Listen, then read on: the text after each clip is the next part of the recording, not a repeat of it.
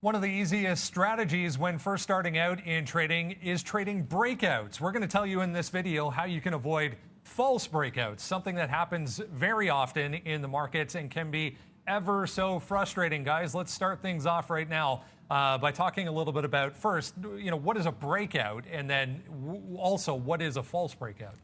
Yeah, as always, guys, we have to start with the definition. You got to know what you're looking for, right? The reason why false breakouts matter is because a true breakout is something that everybody can identify. And it can be something very obvious, like an all-time high being reached and broken, or a very, very clean and obvious resistance or support level on a chart. I'm going to use some examples here in NVIDIA, and I want to almost purposefully do this for you guys. You're just going to slide this one away so you can see. You get a high that gets made, an all-time high shy of 600, and then you get a break of that level. So you get a clear level of, on a trending chart, you get a clear level of resistance, and then you have a breach of that price level. That's what people are looking for in a break.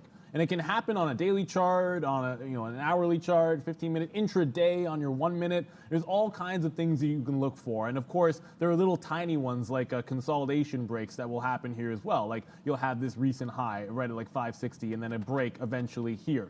Those are all breakouts. There are different styles of breakouts, but once you identify what that is, you begin to understand that, hey, I look at a chart, I can see that everywhere.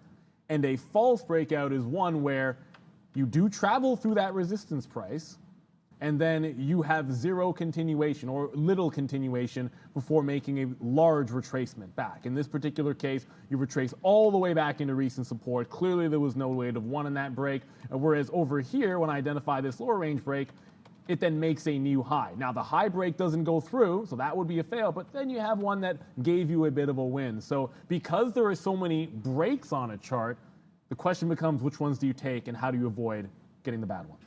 Yeah, that's a little bit of a larger look there. I'm going to talk about, you mentioned it there, Neil, intraday failed breaks. And I think I have a great example here with AMC. This is actually a trade that I made. You're going to see my marks that are going to be on here. And it's going to be when AMC, tried to at least break through $40. And we were trading really high, like 50. These are some of the executions that we have here in the day. Whoops. I don't know what happened there. We just doubled that up. But this is there we go. That's better. All right. So we did have some trades here all day, making moves all day morning, right? And then what I was looking at here was $50, okay? So we were up high, $50, taking this trade. Then all of a sudden, AMC just starts to plummet, right? Come back down to the downside. We get some longs here. And then look at this. So this is $40, right? We're holding this against a $40 level. Why? Neil talked about key price levels can often be spots where breakouts happen. I'm looking at a breakout to the downside right now, right? So breakouts can happen long side, breaking key levels up, and also breaking key levels to the downside. So this is going to be an example here on AMC. So here we go. So we're long here at like 40, 41, 40, 80, I believe it was. And then here's the washout down. So as you can see right here, a break of 40, and look at this wick. It goes all the way down to 39.71, and then look what happens. It says, no, thank you. This is a false breakdown, and then it starts to go back up, all the way back up. Thank God we were able to get, so we got long, then we got out, we get out on the breaks, and then when we realize it's a false breakout, we then start to go back upside, take the $1.50, then take the $5 winner right there as well. But that's not the point. I can show you these all day. The thing is that how to avoid a false breakout, right? How to make money when this happens. So look at this. I always have volume up. And if you I'm going to bring this up a little bit. Look, this was the highest. This is at 12 o'clock in the middle of the trading day. Generally, like 12:14 p.m. Generally, when the market is trading at this time, there's not too much volume. There's not too many eyeballs on this, right? But when you see this was a bigger spike than the opening print was. So that's how much volume came through there, right? Looks like 27, 28 million shares, something like that go through right here.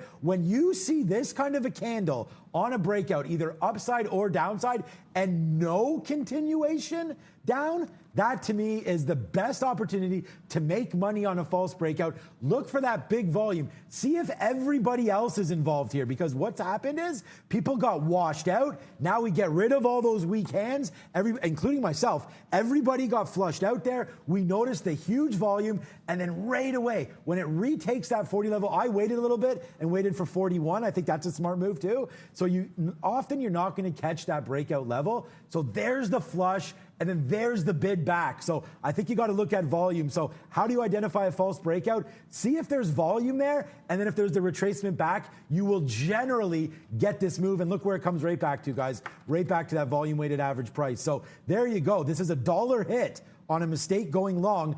Identify the false breakout, take the long, and then my first out's $1.50, and then we catch 4 or 5 on the way up. So that's a great false breakout right there. The great thing here, and Sean, you mentioned it a couple times there, we can find these all day long because they happen over and over and over again. I'm going to give you another example here of a stock that is in a trend on an intraday basis, and I'll give you a little bit of a more passive, even more passive way to avoid catching yourself in a false breakout. This GERN up significantly today. Look at this trend from one edge of the chart to the other edge of the chart, just straight to the upside. Let's focus on this high. So we talked about the concept of higher highs, higher lows, higher highs, higher lows. That's how we identify a stock is trending in one direction. So we'll focus right here on this breakout. So this high was put in. We don't retest that high until it actually breaks out. If you want to, not even be a participant in that initial breakout and possibly avoid it does come back through there and then goes back through and back through again, possibly avoid being wicked out of that trade. I want to focus on this pullback. So we're going to just leave the initial break alone, leave the initial move alone that you get above that level, and focus on this first pullback, which gives you a beautiful setup using this then as your out. So, it requires a little more patience, yes, but define risk here. Entering versus this level, if the stock comes back through this level, you would be wrong and out of the trade. But in this case, you get a nice pullback and continuation move on another breakout, guys. So instead of trying to catch that initial powerful move, which, yes, can be profitable, just avoid it altogether and look for that first initial pullback and then a continuation move if a stock is trending. That's the key. Yeah, look, the word I always love to use for something similar to that, it's like parabolic, man.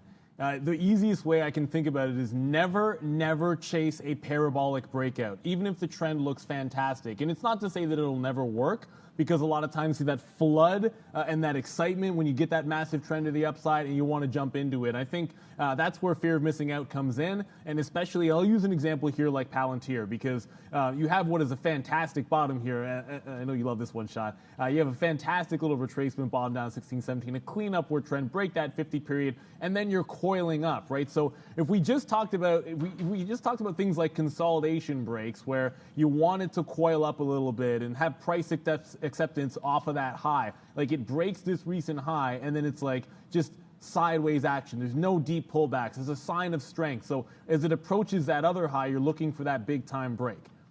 So that's the environment that you're in. Nice upward trend. You then get this big move up here. Big time parabolic move. It goes to 24.70 and chases a fresh high. It pulls back hard. Can give signs of a trend reversal there by breaking that low. But let's say you're now looking at this recent high saying, oh my goodness, how clean is that? 24.70, that's got to be a fantastic break. But how does it travel into that price? Remember before, we had smooth moves up, consolidations, and then breaks, consolidations and breaks. In this case, it is a clear parabolic move into that level where the bid doesn't have a chance to catch up. Where is your support if you take that break?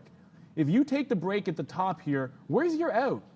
I mean, are you getting out down here at the next level of resistance, maybe turning to support?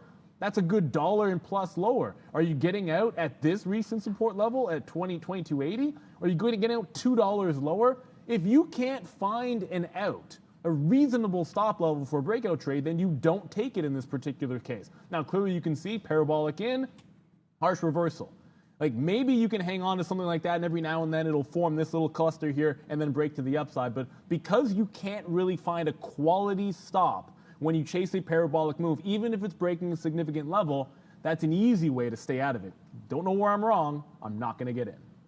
Right, and I'll just talk about the exact same example again about AMC, about, what are the risks of when you're wrong? And I mean, I think in this example, there isn't too many risks. That's why we wait a little bit to get that long again. You just don't go long as soon as you see that break and it falls, right? But the point is, this bottom right here of 39.70, even if I go long again here and I'm wrong, guys. So I go long and this doesn't happen. Pretend you cover this up. We don't even see this. We don't know if this is going up. And it just retraces and comes back down. Well, guess where my out's going to be? If you guess this bottom, then you're 100% right. It's not going to be a huge trade. It's not going to be a huge losing trade, but this is where you could go wrong like crazy, because if you don't get out, so I go long here at 41, if it retraces back and I'm wrong and I let it slip even further than this pre-made bottom, then you're going to be in big time trouble. So to me, I would say if you take a trade like this, like I suggested here on AMC, you have to make sure that you get out on the bottom wick of that false breakout, because then it's not false anymore, right? It is a breakout. If it keeps taking out bottoms and you're stuck long, that's a false breakout turned into a real breakout, and you don't want to be the wrong way, Brendan. It is so important and a frustrating thing that can happen many, many times. So lots of great tips there on how you can not only take advantage of trends and take advantage of being in a breakout, but how to spot a breakout when it doesn't work and how to avoid those happening. So I hope you like that one and learn something, guys, on how to avoid false breakouts. Here's Valeria. Hey guys, thank you for this informative content. Dear viewers, please subscribe to this channel to see more great videos.